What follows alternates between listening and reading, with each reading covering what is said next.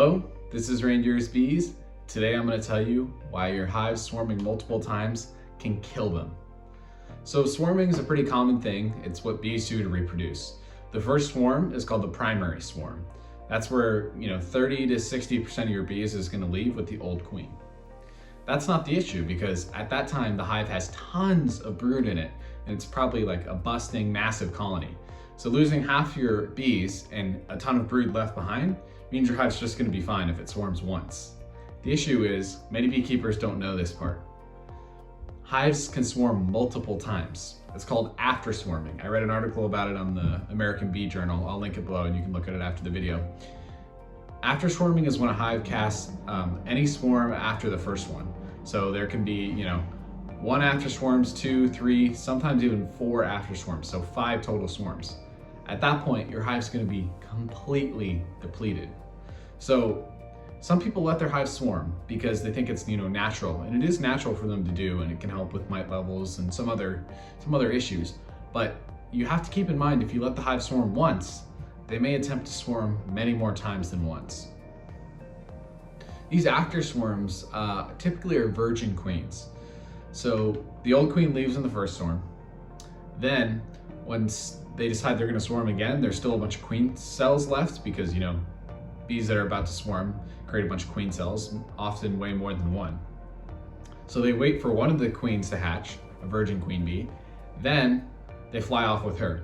Sometimes swarms even have multiple virgin queen bees from the same hive in them, which is, it's crazy to think about, but you could have 3, 4, 5 virgins in the same swarm. And once they get to their new location, they ball up and kill 4 of those virgins and they leave one behind, or one alive, and to continue the colony. So those virgin after swarms are the killer. The reason why after swarms are absolutely killer for your colonies. So now that you've had half your hive leave in the first swarm, then the second swarm, another half of your hive, you're down to 25% of your original bees. Then a lot of the brood that's hatched out before the second swarm. So you barely have any brood left in the colony. You have maybe 25% of the bees left, maybe 30 because some have hatched, but very little bees left in the hive, very little brood. And then what they'll do is they'll hold over one more queen cell when the after swarms leave. So let's say they send out 1 primary swarm and 2 after swarms. They'll keep queens in the queen cell and they'll buzz them to tell them to stay in the cell. It's really interesting. And that allows them to keep them inside the cells. They'll sometimes open a little bit of it up and then feed the queen bees, and then you can see these little parts of new wax on the queen cells. Fascinating. I'll try to throw a picture on screen. So all this time it takes. And then once the last after swarm leaves, then they let the last virgin queen hatch.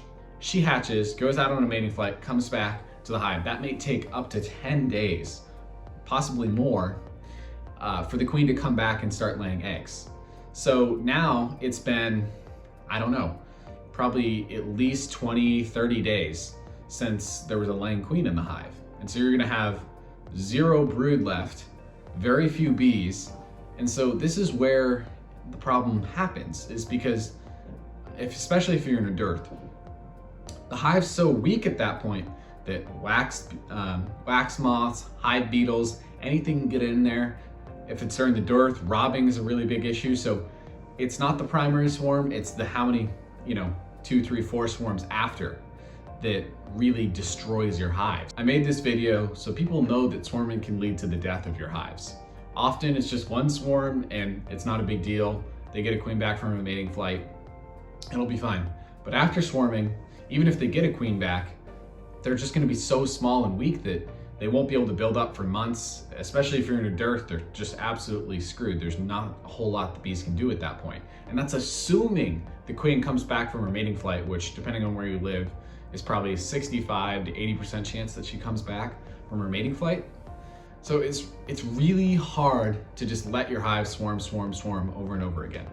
So that is one of the main reasons why I don't let my hives swarm, as they normally would in nature, is because I definitely don't want them to swarm to death, with after swarms. I don't even want to lose that first, 6 pounds of bees from the first swarm. So that's why I don't really like to leave my hives to swarm. If you want to learn more about primary swarms and how to stop them, check out this video above.